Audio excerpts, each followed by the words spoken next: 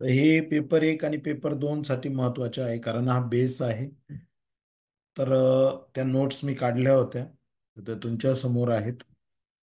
कोणीतरी वाचायचंय, नंतर मी त्याचं एक्सप्लेनेशन करणार आहे, म्हणजे हे रिव्हिजन होईल आपली. तर बघा, जेव्हा कोंबडी अंडी उबवते तेव्हा ती अंड्यांच्या काळजीपोटी आक्रमक बनते.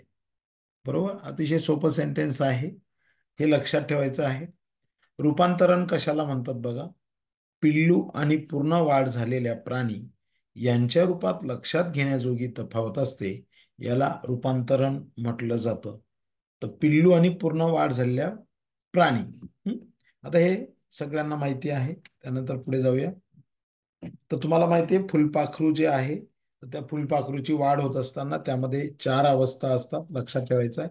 हा क्रम एक्झाम मध्ये विचारला गेलेला आहे की पहिले अंडी, देन अळी, कोश आणि प्रौढ.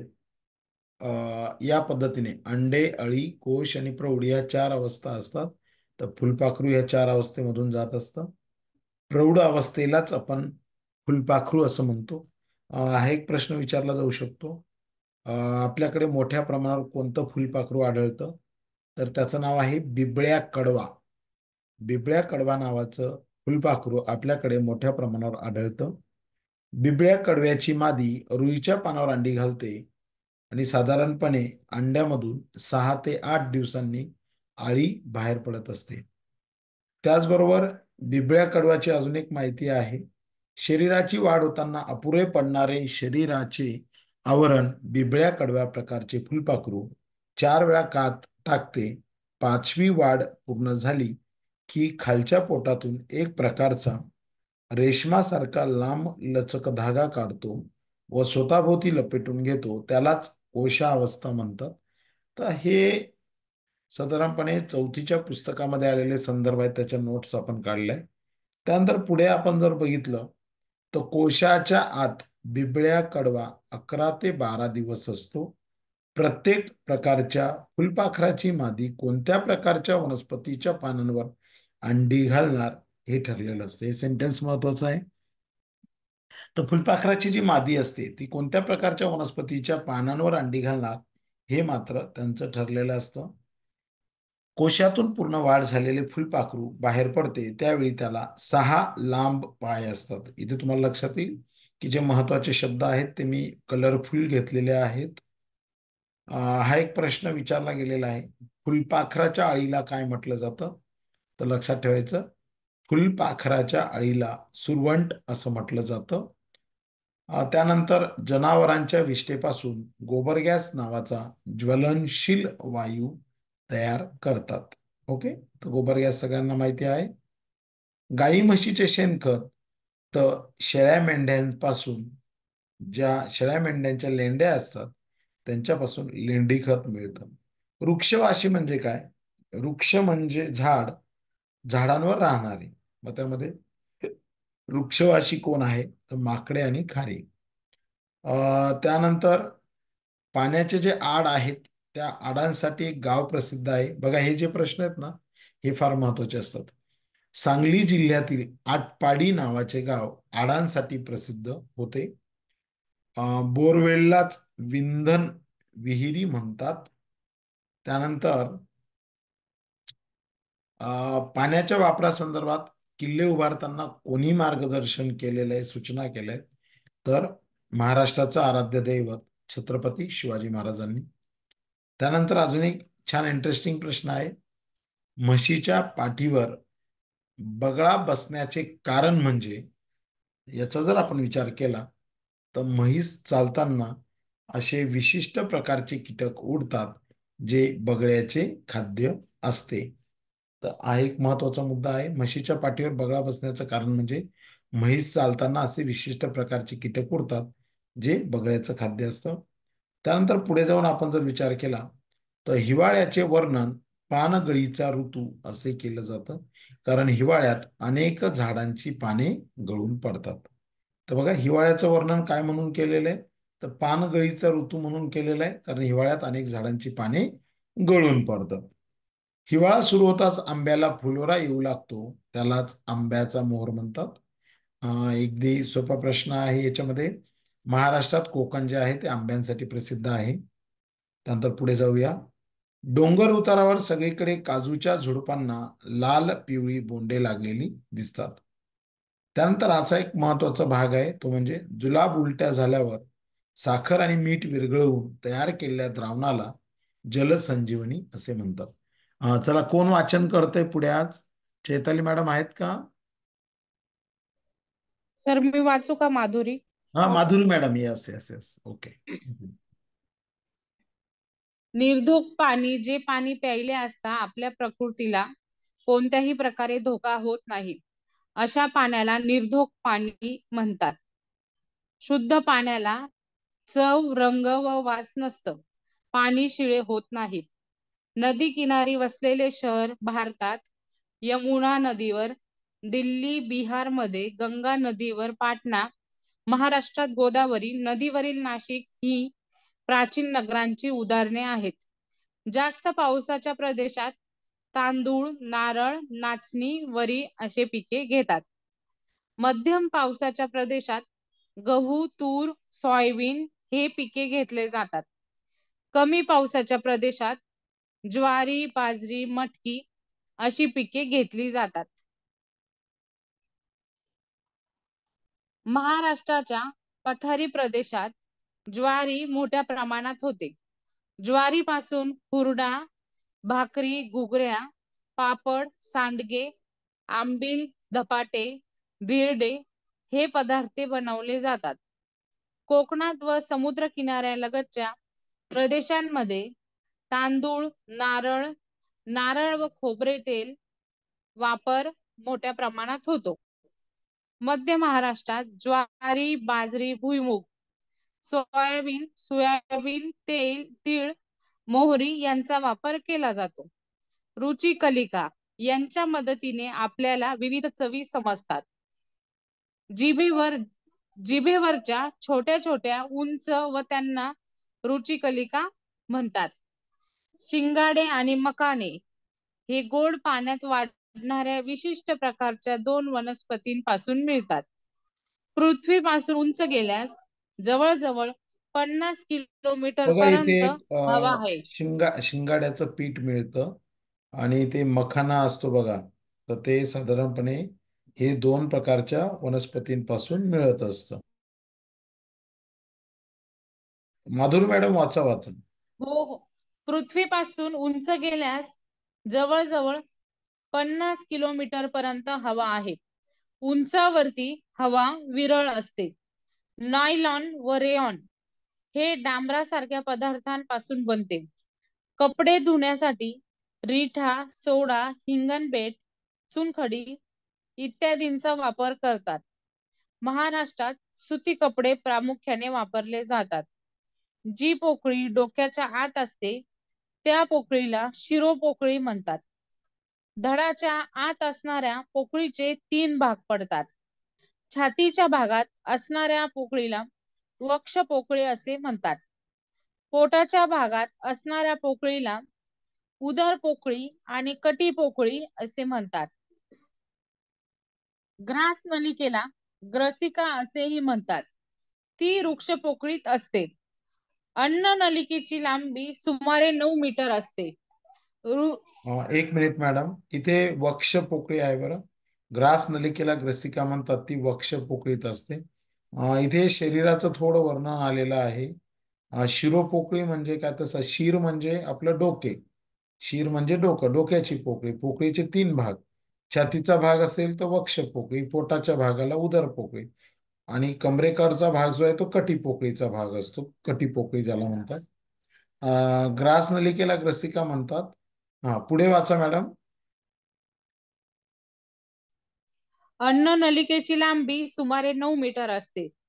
हृदयवृक्ष पोकळीत मधोमध पण किंचित डाव्या बाजूला असते. ते आपल्या मुठीपेक्षा किंचित मोठे असते. हृदयाच्या प्रत्येक आकुंचनाला हृदयाचा ठोका म्हणतात. आपल्या 2 फुफ्फुसांमध्ये उजवे फुफ्फुस आणि डाव्या फुफ्फुसापेक्षा थोडेसे मोठे असते. श्वास नलिकेला फुटलेल्या लहान फाटे यांना श्वसनी म्हणतात. हृदय व फुफ्फुसे वृक्ष पोकळीत बरगड्यांच्या पिंजऱ्यात असतात. आपल्या सर्व हालचालींवर मेंदूचे नियंत्रण असते. हृदयाच्या आकुंचनामुळे रक्तवाहिन्यांमध्ये हृदयातील रक्त ढकलले जाते. दिशा या नेहमी जमिनीला समांतर असतात. म्हणून नकाशा नेहमी स्थानिक दिशानुसार जमिनीवर ठेवावा. आराखड्याच्या नकाशा करण्यासाठी दिशा, सूची, शीर्षक व प्रमाण द्यावे लागते. आपले पूर्वज नकाशे तयार करण्यासाठी प्राण्यांची कातडी, इथे हाडे, एक महत्वाचा मुद्दा आहे. आराखड्याचा जो नकाशा असतो त्याला 4 घटक लागतात. डायरेक्शन लागते, सूची लागते, शीर्षक लागतं आणि प्रमाण लागतं. हे लक्षात ठेवा, महत्वाचा मुद्दा आहे.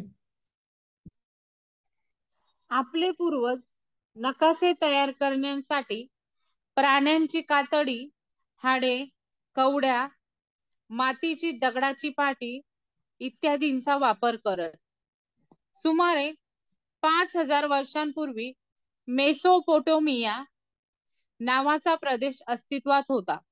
या प्रदेशाचा काही भाग दाखवणारी तेव्हाची मातीची पाटी अस्तित्वात आहे. मुंबई महाराष्ट्राची राजधानी असून नागपूर ही उपराजधानी आहे. प्राकृतिक रचनेवरून महाराष्ट्राचे 3 प्रमुख विभाग पडतात. किनारपट्टीचा प्रदेश, पर्वतीय प्रदेश, पठारी प्रदेश. गोदावरी ही महाराष्ट्रातील सर्वात लांब नदी आहे. महाराष्ट्राच्या उत्तर भागात सातपुडा पर्वतरांग आहे. या पर्वतरांगेतील अस्तंबा हे सर्वात उंच शिखर आहे. To be note down, Sahyadri हा मुद्दा महत्वाचा आहे. महाराष्ट्राच्या उत्तर भागात सातपुडा पर्वतरांग आहे. या पर्वतरांगेतील अस्तंबा हे सर्वात उंच शिखर आहे.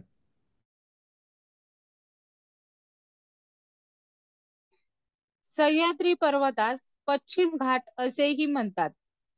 या पर्वतरांगेतील कळसुबाई हे महाराष्ट्रातील सर्वात उंच शिखर आहे. राज्याच्या पश्चिमेस अरबी समुद्र आहे. जी शेती पावसाच्या पाण्यावर अवलंबून असते तिला जिरायती शेती म्हणतात. जलसिंचनाद्वारे पाणी पुरवठा बागायती शेती म्हणतात. भारतातील राज्यांची निर्मिती भाषांच्या आधारावर झाली आहे. कोकणात कोकणी व मालवणी, विदर्भ वऱ्हाडी, खानदेश अहिराणी आदिवासी जमातीच्या पारंपरिक बोलीभाषा गोरमाटी, कोलामी, कोरकू. पृथ्वीचे स्वतःभोवतीच्या हा एक फिरण्याला मुद्दा पृथ्वीचे महत्वाचा आहे. आदिवासी जमातीच्या पारंपरिक भाषा बोलीभाषा. तर कोणती पारंपरिक बोलीभाषा आहे? 4 पर्याय दिले जातील. लक्षात ठेवायचं आहे. गोरमाटी, कोलामी, कोरकू हे चौथीच्या पुस्तकातले वाक्य आहेत. लक्षात ठेवा. पृथ्वीचे स्वतःभोवतीच्या फिरण्याला पृथ्वीचे परिवलन म्हणतात. नोव्हेंबर महिन्यात दिवस लहान लहान होत एक जातो. Minute madam. तर पृथ्वी स्वतःभोवती फिरते त्याला पृथ्वीचं परिवलन म्हणतात. किती तास लागतात स्वतःभोवती फिरायला तिला? 365 पृथ्वीला स्वतःभोवती फिरायला 365 दिवस लागतात. 24 तास. 24 तास. 24 तास 24 लागतात. तास. 24 तास लागतात त्याला, एक दिवस आपण म्हणत असतो. आणि आणि पृथ्वीला परिभ्रमण सूर्याभोवती फिरायला 365 दिवस असेल. आणि 365 दिवस आणि 6 तास लागतात. बरोबर. मग ते 6 तासांचे 4 वर्ष झाले की मग कोणतं वर्ष येतं? Leaf year. लीप इयर येतं. अगदी बरोबर. लीप इयर मध्ये काय वैशिष्ट्य असतं? वर्षाचे दिवस किती? 366 दिवस तीनशे असतात. सहासष्ट दिवस. 366. अगदी बरोबर. आणि कुठल्या महिन्यात बदल होतो मग? फेब्रुवारी. फेब्रुवारी. फेब्रुवारी महिन्यामध्ये किती दिवस येतात मग? 29. 29 दिवस. भारताचे एक पंतप्रधान होते मोरारजी देसाई म्हणून. तर त्यांचा वाढदिवस 29 फेब्रुवारी होता. तर त्यांचा वाढदिवस किती वर्षांनी यायचा मग? 4 वर्षांनी. 4 वर्षांनी. लीप इयर ओळखायचं असेल तर कसं ओळखतो आपण? Divided by 4. 4ने भाग केला की समजून घ्यायचं ते लीप वर्ष. मग आता पुढचं लीप वर्ष कधी येणार आहे कोण सांगतं? आहे का लीप वर्ष? 2028. दोन हजार आता कोणतं, अठ्ठावीस आता कोणतं चालू आहे? 2024. दोन हे हजार लीप वर्ष चोवीस आहे का? आहे. हो. आहे. मग फेब्रुवारी आहे. मध्ये किती दिवस आले होते? 29. 29. हे लक्षात ठेवा. हे बघा, परिवलन म्हणजे आपण मंदिरात जातो ना, तर घालीन लोटांगण वंदिन चरण म्हणतो ना, ते परिवलन. आणि शंकराला मारुतीला नमस्कार केला की मंदिराला प्रदक्षिणा घालतो ना, ते असतं परिभ्रमण. एवढं सोपं लक्षात ठेवायचं. चला वाचा पुढे मॅडम. कोण वाचते आता? माधुरी मॅडमने छान वाचलंय. मी वाचते सर. कोण? चैताली मॅडम का? हो. Okay, continue. पृथ्वीचे स्वतःभोवतीच्या फिरण्याला पृथ्वीचे परिवलन म्हणतात.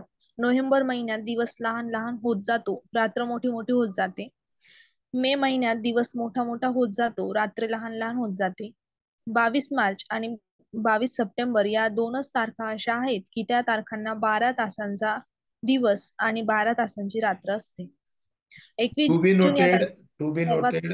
या दोन तारखा फार महत्वाच्या आहेत, लक्षात ठेवा. 22 मार्च आता येणार आहे आणि एक 22 सप्टेंबर. बरोबर आहे की नाही? ह्या तारखा लक्षात ठेवायला पण सोप्या आहेत. कशा सांगतो तुम्हाला. 22 मार्च जो आहे माझ्या मते जागतिक जलदिन आहे, वर्ल्ड वॉटर डे आहे. आणि 22 सप्टेंबरचा विचार जर केला तर रयत शिक्षण संस्थेचे आद्य संस्थापक माझ्या मते कर्मवीर भाऊराव पाटील, तर यांची ती जयंती असते 22 सप्टेंबरला. तर असं लक्षात ठेवा. या तारखांना आपण कन्फ्युज होऊन जातो, पेपरला गेलो का लक्षात राहत नाही. लक्षात ठेवायचं 22 मार्च विशेष दिवस आहे, जागतिक जलदिन पण आहे. आणि त्या दिवशी काय असणार आहे? 12 तासांचा दिवस असेल, 12 तासांची रात्र असेल. तेच गंमत कधी आहे?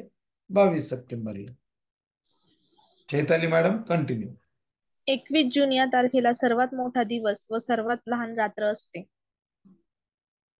22 डिसेंबर या तारखेला सर्वात लहान दिवस व सर्वात मोठी रात्र असते. आता मी हे जे काही सांगितलं, कन्फ्युजन कुठे होतं? तर इथेच आपलं कन्फ्युजन होतं. ह्या ज्या 4 तारखा आहेत ना, ते आपल्याला कन्फ्यूज करतात. हा, तर लक्षात ठेवायचं 22 मार्च 22 सप्टेंबर काय आहे? 12 तासांचा दिवस, 12 तासांची रात्र. 21 जून हा सर्वात मोठा दिवस. काय वैशिष्ट्य 21 जूनचं? कोण योगा सांगतं? डे. योगा दिस. योगा दिन योगा आहे. डे. अगदी बरोबर. म्हणजे लक्षात ठेवायला सोपं आहे बघा. आता काय झालं, या तारखांमुळे 2-3 गोष्ट कन्फर्म होतील आपल्या की म्हणजे जयंती पुण्यतिथी म्हणा किंवा मग तो दिवस काय आहे हे लक्षात ठेवायचं. आणि प्लस त्याचं भौगोलिक वैशिष्ट्य काय आहे, वैज्ञानिक वैशिष्ट्य काय आहे, किंवा खगोलीय वैशिष्ट्य काय आहे, ते सुद्धा लक्षात ठेवणं आपल्याला सोपं आहे. आता 22 डिसेंबर ही जी आहे तो सर्वात लहान दिवस आणि सर्वात मोठी रात्र असते. म्हणजे 22 डिसेंबरला तुम्ही जास्त वेळ झोपू शकतात, तर 21 जूनला तुम्हाला झोपायला कमी वेळ मिळेल, असा अर्थ आपण धरूया. चला चैताली मॅडम. हो, यस. 22 डिसेंबर या तारखेला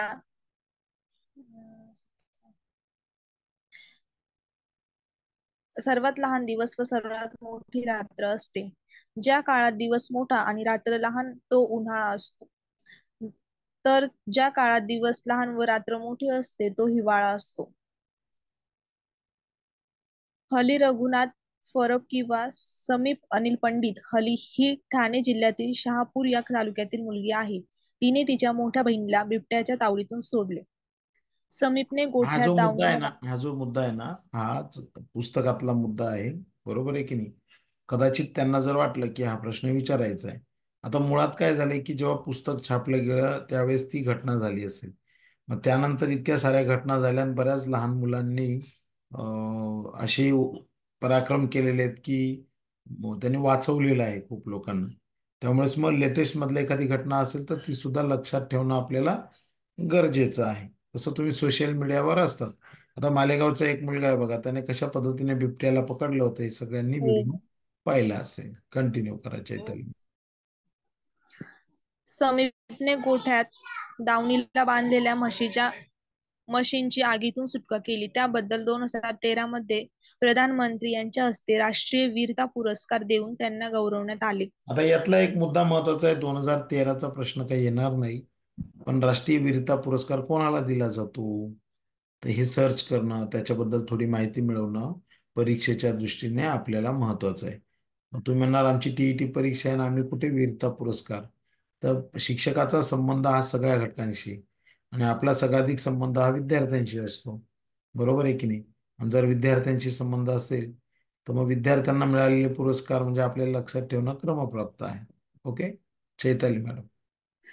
आकाशात इंग्रजी व्ही अक्षरासारखा आकार करून उडणाऱ्या हंसाचा पक्षाचा थवा असतो. ऑक्टोबर ते मार्च या महिन्याच्या दरम्यान रोहित पक्षी महाराष्ट्रातील अनेक ठिकाणी पाहायला मिळतात. रत्नागिरी जिल्ह्यातील कोरवली गावातील शाळा आनंददायी शाळा. शाळेमुळे आपल्या देशातील विविध संस्कृतीची ओळख होते. दो बूंद जिंदगी के पोलिओ दृष्टीहीन व्यक्तीस पांढऱ्या काठीची मदत होते.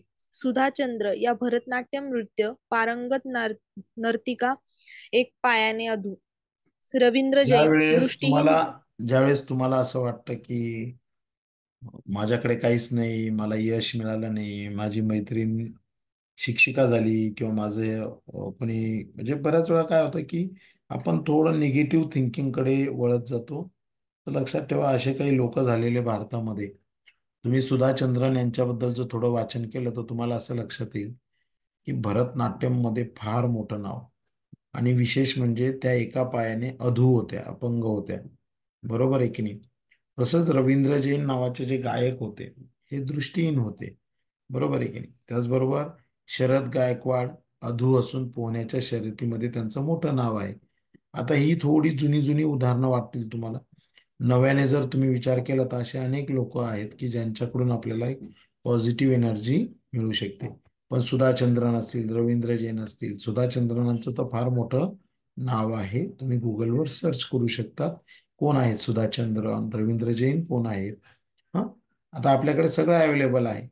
काय होतं इतरांचे व्हॉट्सअप स्टेटस पाहण्यापेक्षा आपल्या अभ्यासाच्या दृष्टीने आपण जर विचार केला, मग ज्यांना सुधाचंद्रन माहीत नाही तर थोडं सर्च करायचं, थोडं वाचायचं. बरोबर आहे की नाही?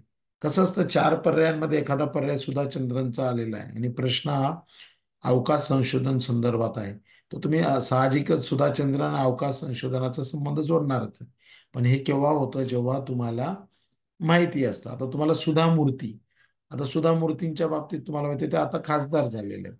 बरोबर आहे की नाही? नारायण मूर्तींच्या मिसेस जे इन्फोसिसचे फाउंडर आहेत, ज्यांचे जावई इंग्लंडचे पंतप्रधान आहेत.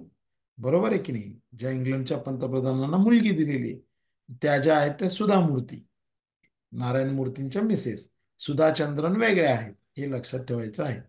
चैताली मॅडम. आराखडा तयार करणे ही व्यवस्थापनाची पहिली पायरी आहे.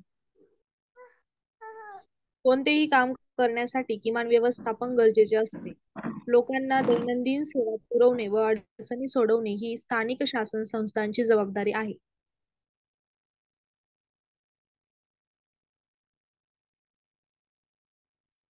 चाकाचा शोध हा माणसाच्या विकासातील एक महत्वाचा टप्पा आहे.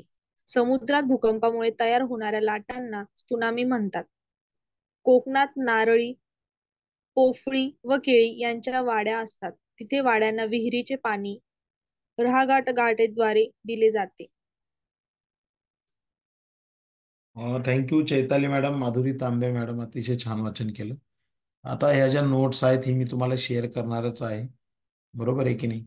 तर यात काही एवढं अवघड नव्हतं, पण यातले काही महत्त्वाचे मुद्दे तुम्हाला लक्षात ठेवायचे आहेत जे परीक्षेच्या दृष्टीने विचारले जाऊ शकतात. म्हणजे हा भाग परिसर अभ्यास, हा भाग सोशल सायन्ससाठी महत्त्वाचा आहे, हा भाग सायन्ससाठी सुद्धा महत्त्वाचा आहे आणि हा अभ्यास परिसर अभ्यास पेपर 1 साठी सुद्धा महत्त्वाचा आहे. मी दुसरी PDF शेअर करतोय तुमच्यासाठी.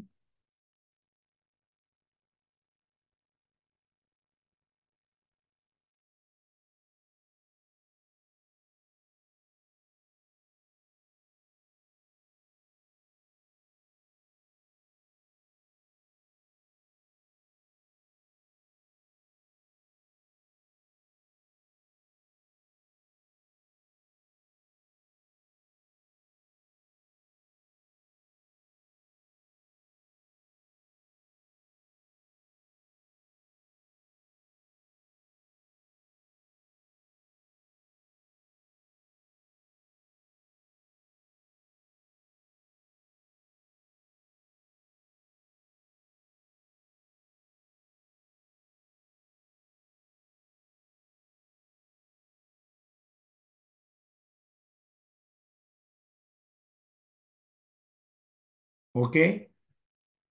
आता थोडं पाचवीच्या भागाकडे जाऊया आपण. आता इथे फार महत्वाची उदाहरणं आहेत. पिष्टमय पदार्थाशी आयोडीनचा संपर्क आला की त्याचा रंग काळसर निळा होतो. याचा अर्थ बटाट्यामध्ये पिष्ट आहे. म्हणजे बटाटा हा पिष्टमय पदार्थ आहे का, म्हणजे कार्बोहायड्रेट आहे का. पिष्टमय पदार्थाला कर्बोदके सुद्धा म्हणतात. तुम्ही अन्न घटक तुम्हाला माहिती असतील की पिष्टमय पदार्थ, प्रथिने, स्निग्ध पदार्थ, हे तीन मुख्य भाग आहेत. त्यामध्ये क्षार व खनिजे चौथा भाग आहे. बरोबर. जीवनसत्वे हा पाचवा भाग आहे. आणि या सगळ्यांना सोबतीला आहे वॉटर म्हणजे पाणी. हे सहा घटक आपल्याला लागतात जीवन जगताना. बरोबर आहे की नाही. जेवण चांगलं असेल तर जीवन चांगलं आहे. आणि मग हे जीवन चांगलं ठेवण्यासाठी जेवण पण चांगलं पाहिजे. तर यामध्ये लक्षात ठेवायचं, कार्बोहायड्रेट्स किंवा पिष्टमय पदार्थाशी आयोडीनचा संपर्क आला तर त्याचा रंग काळसर निळा होतो. तुम्ही प्रयोग करू शकता. तर बटाट्यामध्ये आयोडीनचा संपर्क दिला तर तो काळसर निळा होतो, म्हणजे बटाटा हा पिष्टमय. त्याचबरोबर पिष्टमय पदार्थांची काय काय उदाहरणं आहेत. ज्वारी आहे, बाजरी आहे, गहू आहे, तांदूळ आहे, साबुदाणा आहे, बटाटा आहे. पिष्टमय पदार्थांपासून शरीराला ऊर्जा मिळते आपल्याला माहिती आहे. वनस्पतींपासून मिळणारे व चवीला गोड असणारे पदार्थ म्हणजे शर्करा, ज्याला शर्करा आपण म्हणतो. साखर हा शर्करेचा प्रकार आहे. आपण पिष्टमय पदार्थ खाल्ले की त्यांच्या पचनातून शर्करा बनतात. या शर्करांच्या सर्व भागांमध्ये मंद ज्वलन होते, ऊर्जा होते. ऊर्जा इंधनाचं कार्य करते. म्हणजे आपल्या इनर सेलमध्ये जो मायटोकॉन्ड्रिया आहे, ज्याला तंतुकणिका म्हणतात, पेशींमध्ये तंतुकणिका नावाचा भाग आहे. त्या मायटोकॉन्ड्रियामध्ये ती ऊर्जा निर्माण होते. 38 एटीपी तयार होतात. ॲडेनोसाईन ट्रायफॉस्फेट त्याला म्हणतात. आणि मग तुमच्या शरीराला खऱ्या अर्थाने इंधन मिळत असतं. ओके. मग त्यामध्ये हे महत्वाचे मुद्दे आहेत. शर्करेचे वेगळे प्रकार आहेत. त्यामध्ये सुक्रोज शर्करा जर तुम्हाला हवी असेल तर ती तुम्हाला ऊसामधून मिळते, गुळामधून मिळते आणि साखरेमधून. सुक्रोज. बरोबर आहे की नाही. तंतुमय पदार्थ उदाहरणार्थ गहू, ज्वारी अशा धान्याचा कोंडा. कोंडा हा तंतुमय पदार्थ असून तंतुमय पदार्थांमुळे खाल्लेले अन्न अन्ननलिकेत पुढे सरकण्यास मदत होते. तंतुमय पदार्थांना चोथा म्हणतात. आता मुळात काय माहिती का आपल्याकडे, आपण ते दळण दळून आणलं, गहू दळून आणले की ते पीठ आहे ना, आई, बहीण किंवा मावशी किंवा कोणी राहो, आपण काय करतो, चाळणीने गाळतो. आणि गाळल्यानंतर तो जो वरचा भाग आहे, कोंड्याचा भाग, आपण फेकून देतो. मुळात तो पदार्थ शरीराला महत्वाचा आहे, कारण तो तंतुमय पदार्थ आहे, ज्याला फायब्रस सबस्टन्स म्हटलं जातं. यांच्यामुळे पोट साफ राहण्यास फार महत्वाची मदत होत असते. तर खाल्लेल्या अन्न नलिकेत पुढे सरकण्यास हे तंतुमय पदार्थ मदत करत असतात. तंतुमय पदार्थांना चोथा असं म्हटलं जातं. बरोबर आहे की नाही. आता कर्बोदकांमध्ये कशा कशाचा समावेश होतो, तर विचार जर केला तर कर्बोदकांमध्ये पिष्टमय पदार्थ, शर्करा, तंतुमय पदार्थ यांचा म्हणजे पिष्टमय पदार्थ म्हणजे कार्बोहायड्रेट्स, शर्करा म्हणजे पिष्टमय म्हणजेच कर्बोदकांचाच भाग आहे. शर्करा म्हणजे शुगर आणि तंतुमय पदार्थ म्हणजे फायब्रस सबस्टन्स.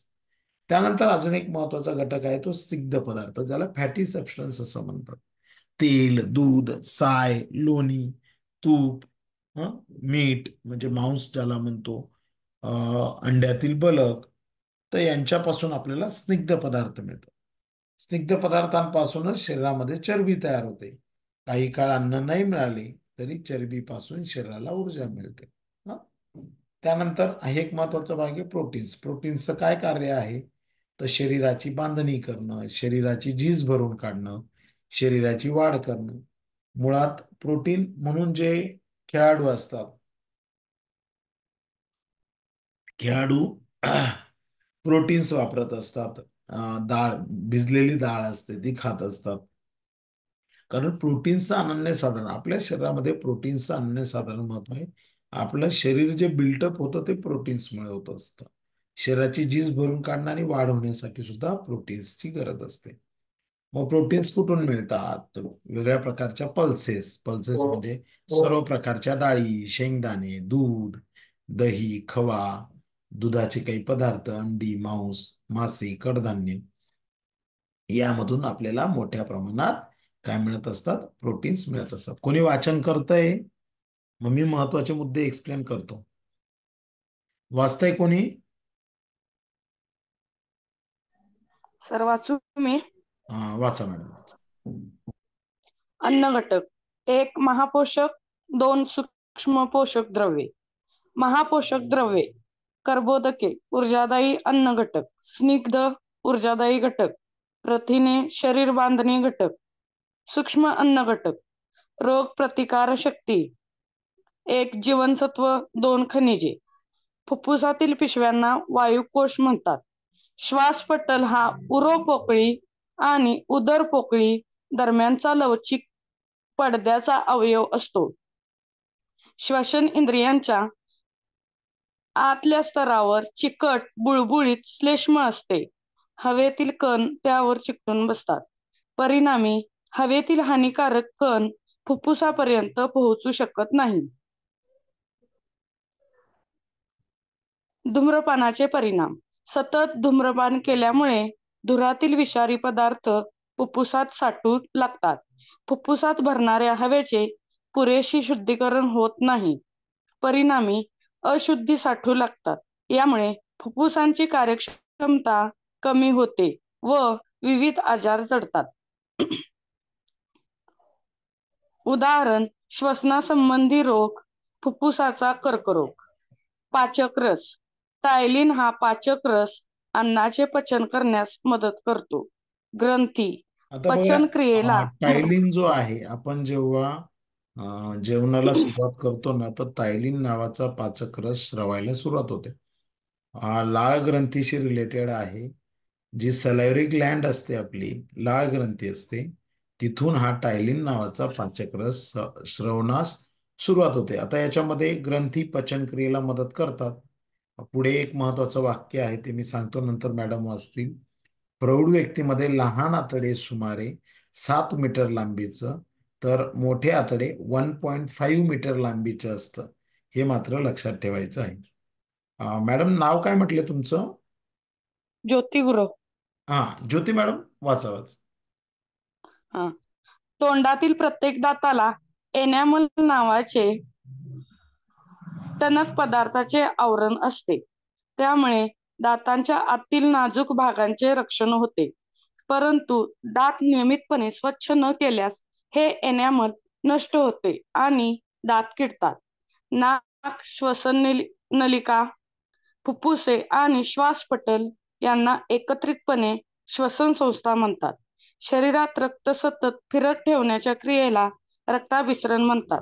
रक्ताभिसरण घटक: हृदय, रक्त, रक्तवाहिन्या. चेतासंस्था: मेंदू आणि चेतातंतूचे जाळे यांना एकत्रितपणे चेतासंस्था म्हणतात. चेतासंस्था शरीरामध्ये समन्वय राखण्याचे कार्य करते.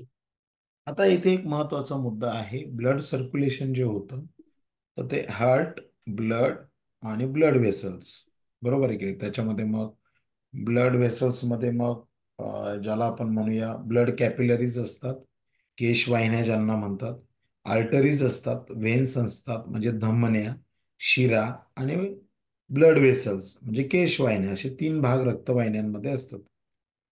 तर रक्ताभिसरणाचे 3 महत्वाचे घटक आहे. रक्ताभिसरण जोपर्यंत चालू असतं तोपर्यंत आपण जिवंत असतो. त्यानंतर आपल्या शरीरामध्ये 9 प्रकारच्या संस्था आहेत. त्यामध्ये श्वसन संस्था एक महत्वाची संस्था आहे. त्याचे 4 महत्वाचे घटक आहेत. नाक आहे, श्वासनलिका आहे, लंग्स आहेत ज्याला फुफ्फुसे म्हणतात, आणि श्वासपटल आहे. चेतासंस्था तर फार महत्वाची आहे, जिला नर्वस सिस्टीम म्हणतात. आपल्याला आयुष्यात जर चांगलं जगायचं असेल तर आपली नर्वस सिस्टीम आपल्यावर नर्वस व्हायला नको, जिला चेतासंस्था म्हणतात. अजून एक शब्द आहे मज्जासंस्था. या मज्जासंस्थेची जोपर्यंत मज्जा आहे तोपर्यंत ठीक आहे. हिचं जर तारतम्य बिघडलं तर मग आपल्या शरीराचं काही खरं नसतं. म्हणून चेतासंस्था काय करते, तर कोऑर्डिनेशन करण्याचं काम करते. कारण चेतासंस्थेचा मेन पार्ट जो आहे तो आहे ब्रेन, आणि ब्लड सर्क्युलेशन जे आहे, रक्ताभिसरण जे आहे, त्याचा जो मेन सेंटर पॉइंट आहे तो हार्ट आहे, हृदय आहे. हे लक्षात ठेवायचं आहे. चेतासंस्था शरीरामध्ये समन्वय राखण्याचे कार्य करते. एकमेकांना संदेश वहन करणाऱ्या अनेक तंतूंना चेतातंतू म्हणतात. गुरव मॅडम. संसर्गजन्य रोग: फ्लू, पळसे, कांजिण्या, गोवर. दूषित पाण्यामुळे होणारे रोग: टायफॉइड, कॉलरा, जुलाब, हगवण, कावीळ. संपर्कजन्य रोग, नायटा खरूज. मूल जन्मल्याबरोबर क्षय प्रतिबंधक लस टोचण्यात येते. मूल 1.5 महिन्याचे झाल्यावर त्रिगुणी BCG लस घटसर्प, डांग्या खोकला, धनुर्वात टोचतात. आता पोलिओ एक महत्वाचा मुद्दा आहे याच्यामध्ये. एखादं हं. मूल जन्माला आल्यानंतर जेव्हा ते 3 महिन्याचं होतं ना, त्याला त्रिगुणी लस दिली जाते. आता BCG म्हणजे काय, तर बॅसिलस कॅल्मॅटिग्युएनिन असं त्याचं नाव आहे. तर बॅसिलस नावाचा शास्त्रज्ञ होता, कॅल्मॅटी नावाचा शास्त्रज्ञ होता, ग्युएनिन नावाचा शास्त्रज्ञ होता. या तिघांनी मिळून जी लस शोधली गेली तिला BCG म्हणतात. आता त्रिगुणी का म्हणतात, तर या एका लसीमुळे 3 गुण ती दाखवत असते. बरोबर आहे की नाही? मग 3 गुण म्हणजे 3 आजारांवर ती उपयुक्त आहे BCG लस. मग त्याच्यामध्ये आहे डिप्थेरिया म्हणजे ज्याला घटसर्प म्हणतात, उफिंग कफ ज्याला डांग्या खोकला म्हणतात, आणि टिटॅनस, टिटॅनस म्हणजे त्याला धनुर्वात म्हणतात. बरोबर की नाही? तर या 3 आजारांवर महत्वाची लस लहान बाळाला दिली जाते. 1.5 महिन्याचं बाळ असतं त्याला BCG असं म्हटलं जातं. गुरव मॅडम. पोलिओ प्रतिबंधक लसीचे 3 डोस 1-1 महिन्याच्या अंतराने देण्यात येतात. महर्षी कनाद यांचे मूळ नाव उलूक असे होते. महर्षी कनाद यांचा जन्म इसवी सन पूर्व 6व्या शतकात गुजरात राज्यातील सोरटी सोमनाथ जवळ प्रभास क्षेत्र येथे झाला. त्यांनी चराचर इथे एक सृष्टीतील महत्वाचा मुद्दा आहे. महर्षी कनादांचं नाव उलूक हे लक्षात ठेवायचं आहे. मुळात जे ॲटॉमिक स्ट्रक्चर आपण अभ्यासतो, अणुसंरचनाही अभ्यासतो, म्हणजे अणूच्या शोधाची प्रायमरी वीट किंवा जो प्रायमरी भाग आहे किंवा जो पाया आहे तो भारतातून रचला गेलाय, लक्षात ठेवा. त्याचं मूळ महर्षी कनाद आहे. कारण नंतर ही थिअरी कुठे गेली, तर ग्रीस म्हणजे डेमोक्रेटिस नावाचा जो ग्रीक तत्वज्ञ होता त्याच्यापर्यंत जेव्हा ही थिअरी गेली तेव्हा त्याने पुढे जाऊन, आता महर्षी कनादांनी खरं तर त्या लहान कणाला, जो लहान कण त्यांनी सांगितलं की the smallest particle of substance, जर जगातला सगळ्यात लहानात लहान पदार्थ किंवा पदार्थाचा सूक्ष्मातला सूक्ष्म कण तो परमाणू असतो असं महर्षी कनादांनी सांगितलं. ही थेअरी पुढे डेमोक्रॅटिसने उचलली आणि त्याच लहान कणाला पुढे जाऊन ॲटम नाव दिलं. पुढेच त्याचं नाव पुढे जे आपण 8वी-9वीला अभ्यासतो किंवा 6वी-7वी-8वीला अभ्यासतो, दॅट इज ॲटॉमिक स्ट्रक्चर, त्याला अणुसंरचना म्हणतात. तर महर्षी कनाद हे गुजरातमध्ये सोरटी सोमनाथ प्रभास पट्टणम क्षेत्रामध्ये राहत होते. गुरव मॅडम. त्यांनी चराचर सृष्टीतील वस्तूंचे 7 गटात वर्गीकरण होते असे मत मांडले. पदार्थाच्या 3 अवस्था, स्थायू, द्रव व वायू, कार्य करण्याच्या क्षमतेला ऊर्जा म्हणतात. गतिमान ऊर्जेला गतीज ऊर्जा म्हणतात. उदाहरण: पवनचक्की, शिडाच्या बोटी, बंदुकीतून सुटलेली गोळी, धनुष्यातून निघालेला बाण. कोळसा खनिज तेल इंधन पदार्थ जाळल्यानंतर त्यांच्यातील साठलेल्या ऊर्जेचे रूपांतर उष्णता ऊर्जेत होते. सूर्यप्रकाशाचा वापर करून विद्युत निर्मिती करणाऱ्यांना घटांना सौर घट म्हणतात. ऊर्जेचे विविध रूपे: प्रकाश, उष्णता, ध्वनी, विद्युत, गतीज ऊर्जा, सौर ऊर्जा, पवन ऊर्जा, सागरी लाटांची ऊर्जा इत्यादी. तंबाखू सतत पोटात जात राहिल्याने अन्ननलिकेचा कर्करोग होऊ शकतो. अति मद्यपानामुळे एक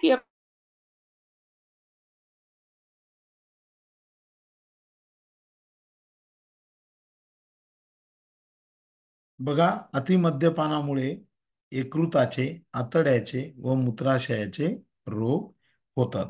अतिशय छान वाचन केलं. ही एक महत्वाची 5वीची PDF होती. पुढची PDF मी शेअर करतोय. थँक्यू ज्योती मॅडम. Thank you sir.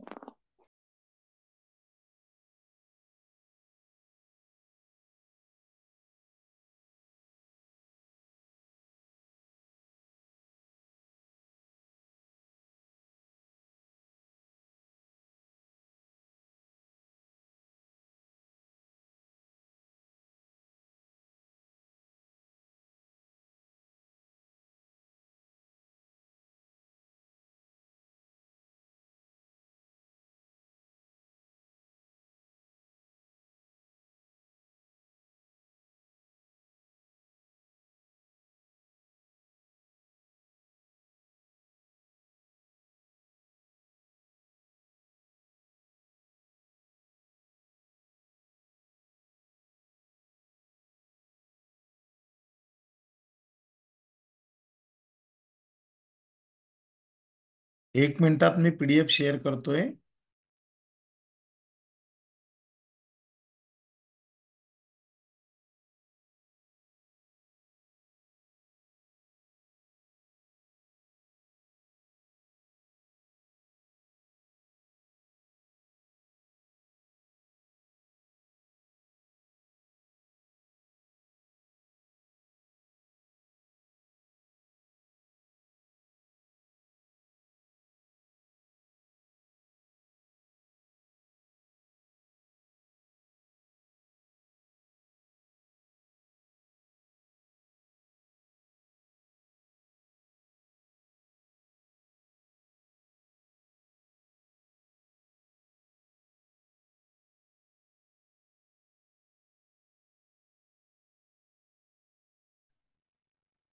पुढचा महत्वाचा टॉपिक आपण बघूया. दिसतंय स्क्रीन तुम्हाला? हो सर. हो सर. वाचतंय कोणी? म्हणजे मी एक्सप्लेन करतो. मी वाचतो का? काय नाव? रेश्मा. हा, Reshma madam. Yes, continue. Okay, start करते. पृथ्वी सभोवताली असणाऱ्या वातावरणातील हवेमध्ये नायट्रोजन, ऑक्सिजन, कार्बन डायऑक्साईड, 6 निष्क्रिय वायू, नायट्रोजन डायऑक्साईड, सल्फर डायऑक्साईड, पाण्याची वाफ, धूलिकण या सर्वांचा समावेश होतो. तपांबरामध्ये हवेतील एकूण वायूच्या सुमारे 80% वायू असतात, तर स्थितांबरात हे प्रमाण सुमारे 19% असते. पुढे दलांबर व आयनांबरांमध्ये वायूंचे हे प्रमाण कमी होत जाते. बाह्यांवर व त्यापुढे वायू आढळत नाहीत.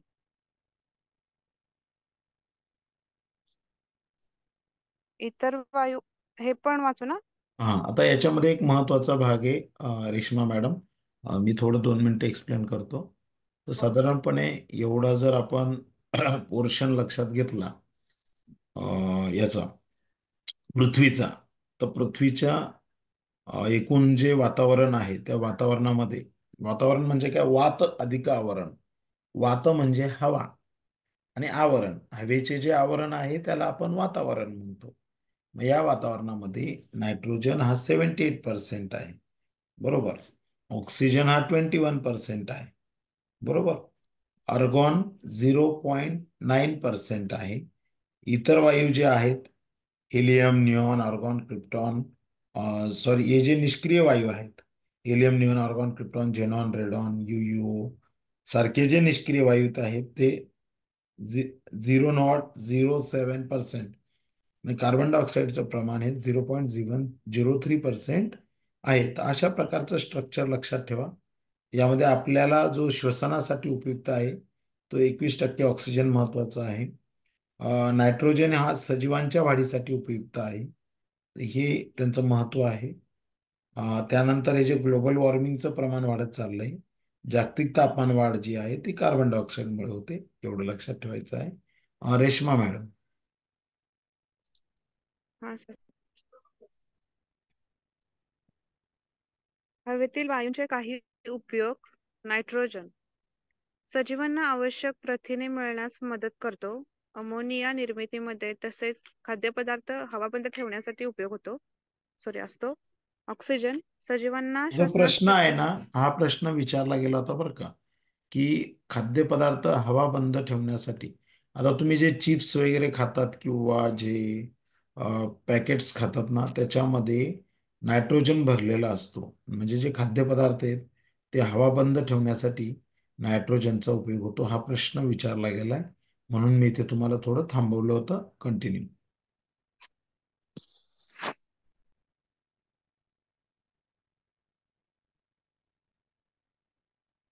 हॅलो, आवाज येतोय? येतोय मॅडम, येतोय येतोय हॅलो. येतोय येतोय. बोला बोला. हॅलो, येतोय आवाज, बोला. आवाज येतोय तुमचा. मला कुणाचा आवाज येत नाही ना, म्हणून. नाही, आता जर सगळ्यांनी म्यूट केल्यावर तुमचं आम्ही ऐकतोय ना मॅडम आज. ओके. तुम्ही वाचताय, आता ऑक्सिजन तुम्ही टीचर आहेत आमच्या. ऑक्सिजन सजीवांना श्वसनासाठी, ज्वलनासाठी उपयोग आहे. कार्बन डायऑक्साईड वनस्पती अन्न तयार करण्यासाठी वापरतात. अग्निशामक नळकांड्यांमध्ये वापरतात. आर्गॉन आर्गॉन विजेच्या बल्बमध्ये वापर करतात आणि हेलियम कमी तापमान मिळवण्यासाठी तसेच विना पंख्यांच्या इंजिनवर चालणाऱ्या विमानांमध्ये वापर येतो. निऑन जाहिरातींसाठीच्या रस्त्यांवरच्या दिव्यात वापर केला जातो. क्रिप्टॉन फ्लुरोसेंट पाईप मध्ये वापर होतो. झेनॉन फ्लॅश फोटोग्राफीमध्ये उपयोग होतो. इंधन ज्वलनातून हवेत सोडले जाणार nitrogen dioxide, carbon dioxide, carbon monoxide, sulphur dioxide. इथे एक महत्वाचा मुद्दा आहे की इंधनाचं ज्वलन जे होतं ना, तर त्या ज्वलनामधून बाहेर पडणारे घटक जे असतात, NO2 nitrogen dioxide, CO2 carbon dioxide, CO carbon monoxide, SO2 sulphur dioxide, आणि जी काजळी बाहेर पडते MIDC एरियामधून, तर ते हे घातक घटक बाहेर सोडले जातात. येस, वाचा मॅडम.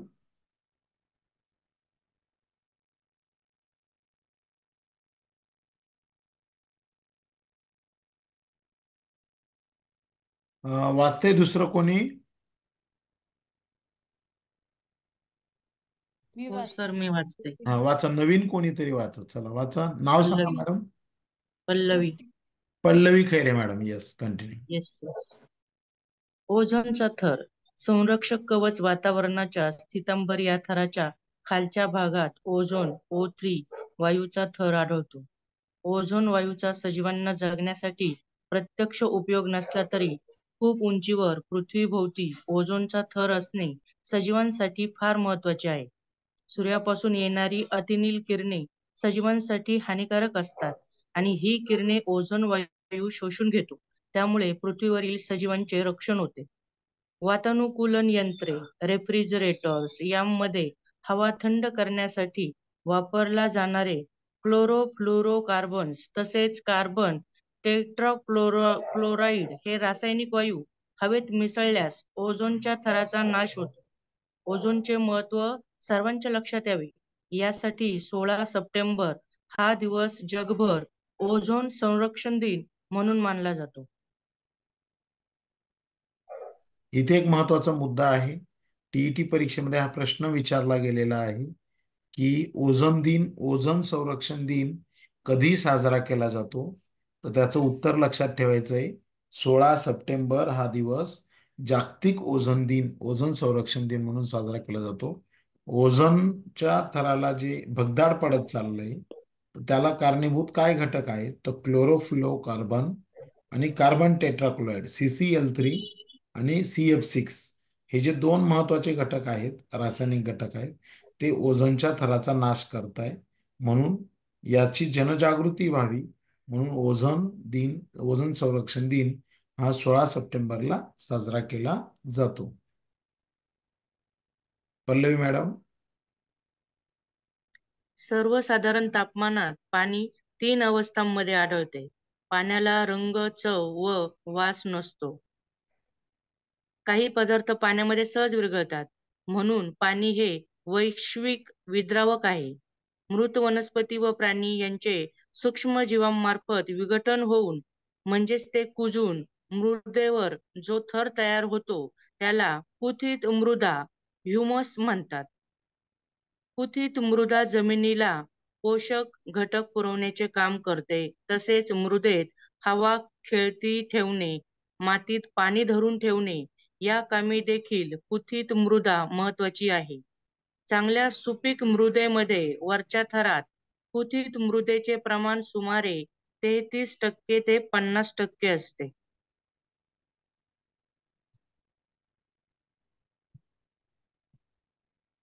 उपलब्ध जमीन 29%, पिण्यासाठी उपलब्ध पाणी किंवा गोडे पाणी हे 0.3%, ऑक्सिजन 21%. भारतीय उपखंडाच्या हवामानाचा अभ्यास करण्यासाठी भारतीय हवामान शास्त्रज्ञ 1875 मध्ये स्थापन करण्यात आली. ही संस्था हवामानाचे निरीक्षण करून हवामान विषयक अंदाज वर्तवण्याचे मुख्य काम करते. याशिवाय हवामान बदलाविषयीचे संशोधन, पर्जन्याचे अंदाज, जागतिक तापमान वाढीबाबतचे निरीक्षण इत्यादी कामे या संस्थेत केली जातात.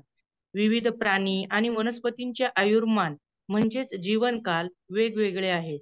उदाहरणार्थ कुत्रा या प्राण्याचे आयुर्मान साधारणपणे 12 ते 18 वर्ष असते, तर शहामृग हा पक्षी सुमारे 50 वर्षे जगतो. दक्षिण अमेरिकेजवळील याच्यामध्ये महत्वाचा भाग जो आहे तो म्हणजे भारतीय हवामानशास्त्र संस्था जी आहे तिची स्थापना 1875 मध्ये झाली.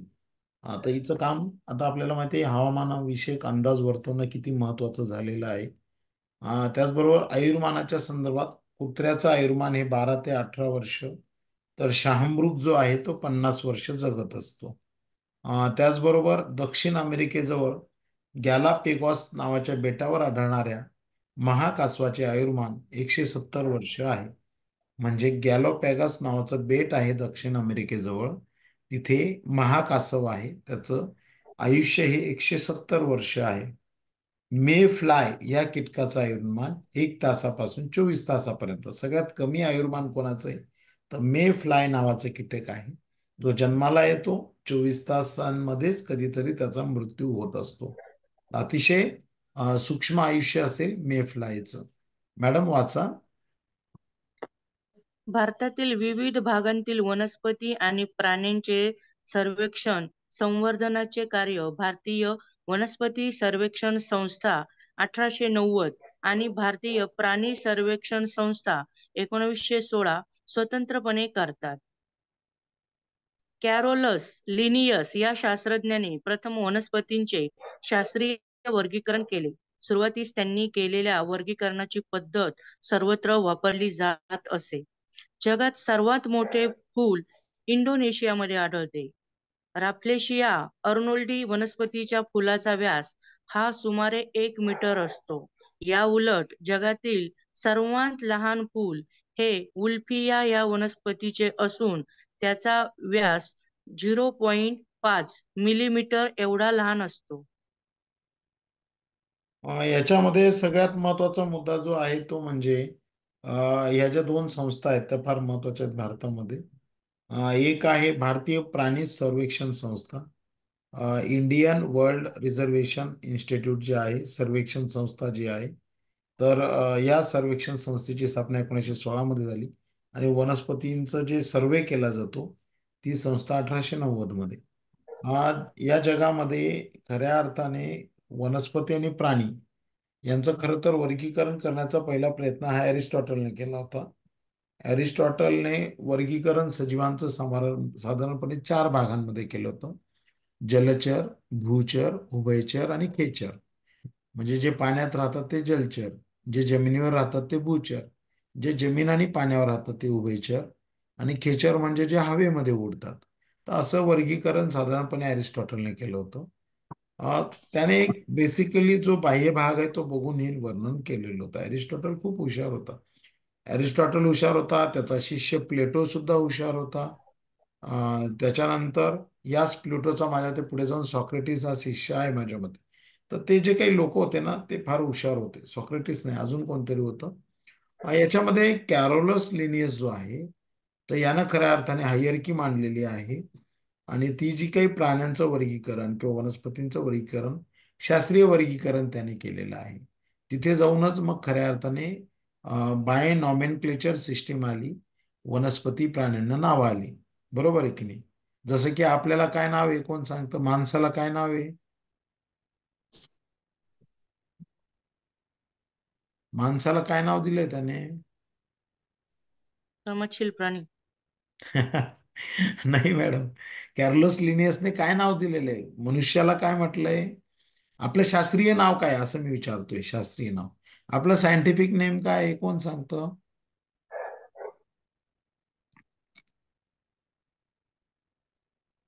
आपलं सायंटिफिक नेम काय, कोण सांगतं? 41 विद्यार्थी आता जॉईंड आहेत. हा, सांगतो कोणी? सांगा, काय नाव आहे आपलं? मानव. मानव. नाही नाही, मानव आहे हो. शास्त्रीय नाव काय आहे आपलं? होमोसेपियन. हा, अगदी बरोबर, होमो सॅपियन. सॅपियन आपलं नाव आहे आदिम. Homo sapien sapien. तुम्हाला जर कोणी विचारलं की आपल्याला कोणी विचारलं, समजा उद्या प्राणी बोलायला लागले, त्यांनी विचारलं तू कोण आहे, तो होमो सॅपियन सॅपियन आहे. बरोबर आहे की नाही? आता गुलाबाचं फुल आहे, गुलाबाच्या फुलाला काय म्हणतात माहिती आहे का तुम्हाला? कोणी सांगतं? रोझा गॅलिका म्हणतात. त्याचं नाव आहे रोझा गॅलिका. बरोबर आहे की नाही? मग हे जे शास्त्रीय नावं दिली गेली, हे कॅर्लोस लिनियसने दिलेलं आहे. इंग्रजीमध्ये वेगळं नाव आहे, शास्त्रीय नाव वेगळं आहे, मराठीत वेगळं आहे. या पद्धतीने लक्षात ठेवायचं आहे. आता त्यानंतर कॅर्लोस लिनियसवर प्रश्न हा एमपीएससी का युपीएससी सगळ्या ठिकाणी विचारला गेलाय, कारण त्याने वनस्पतींचं शास्त्रीय वर्गीकरण केलंय. एक फूल आहे, रॅफ्लेशिया अर्नोल्डी नावाचं फूल आहे. तर त्या फुलाचा व्यासच जवळजवळ 1 मीटरचं फूल व्यास आहे त्याचा. व्यास माहिती आहे तुम्हाला? व्यास म्हणजे डायमीटर. बरोबर आहे की नाही? व्यास हा त्रिज्येच्या डबल असतो. हा डबल असतो. डबल असतो. बरोबर आहे?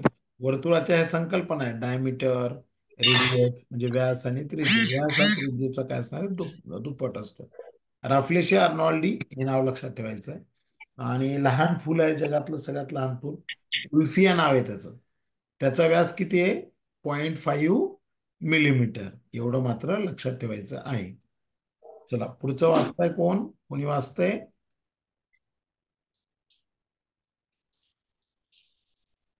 पदार्थास उष्णता दिल्याने किंवा त्यातील उष्णता काढून घेतल्याने पदार्थाचे अवस्थांतर होते. आपल्या सभोवतालचा प्रत्येक पदार्थ हा स्थायू, द्रव, वायू यापैकी कोणत्या ना कोणत्या अवस्थेत आढळतो.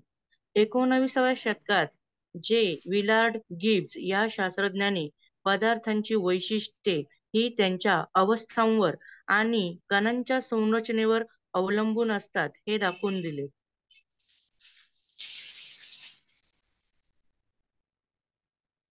ते म्हणजे 19व्या शतकामध्ये विलार्ड गिब्स याने साधारणपणे एखादा पदार्थ जो असतो त्याचे जे फीचर्स असतात हे त्याच्या अवस्थांवर, स्थायू, द्रव, वायू व कणांच्या संरचनेवर अवलंबून असतं हे दाखवून दिलेलं आहे.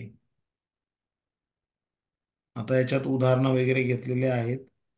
त्यानंतर पुढे आपण संप्लवन बघणार आहोत, सब्लिमेशन, रबर व्हल्कनायझेशन.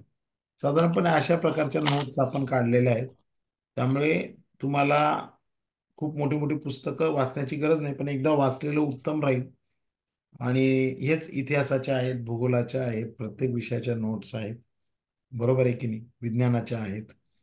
तर या नोट्समुळे तुम्हाला फायदा नक्कीच होणार आहे, की कमी वेळेत जास्तीत जास्त स्टडीशी रिलेटेड मटेरियल पोहोचवण्याचा माझा तुम्हाला प्रयत्न राहील. जवळपास माझ्या मते आता 10 वाजलेले आहेत, 10 वाजून 5 मिनिटं झाले. थोडं आपण आता थांबूया. या सगळ्या नोट्स आणि हे रेकॉर्डेड लेक्चर तुमच्यापर्यंत पोहोचवतो. ओके, सो शुभरात्री, good night, thank you. Good night. Good night sir.